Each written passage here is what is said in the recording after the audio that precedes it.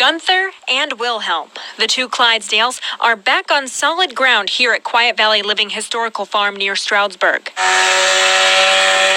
The day before, these two horses found themselves up to their necks in trouble in a nearby lake. You guys are gonna pull!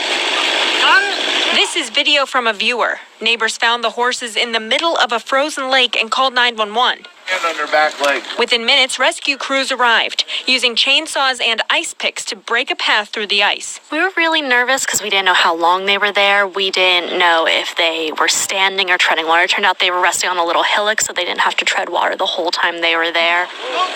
Finally, the horses were helped out, and back on shore, volunteers rushed in to dry them off and get them warm.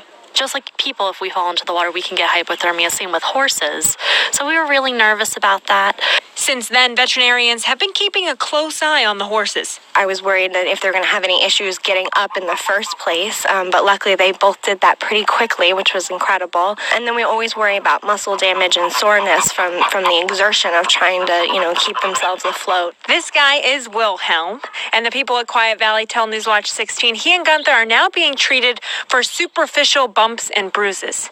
They'll also need new shoes as they threw them as they were exiting the water. They're doing really well, so it's a good end to a very frightening start of the weekend. Catherine Muller is the executive director at Quiet Valley. She thinks something spooked the horses to take off into the ice. Now Muller will be looking for ways to make sure these two stay out of harm's way. We repaired all of the fencing yesterday, so we're going to reinforce it over the next week or so and keep a closer eye on these two troublesome ones. Chelsea Strube, Newswatch 16, Monroe County.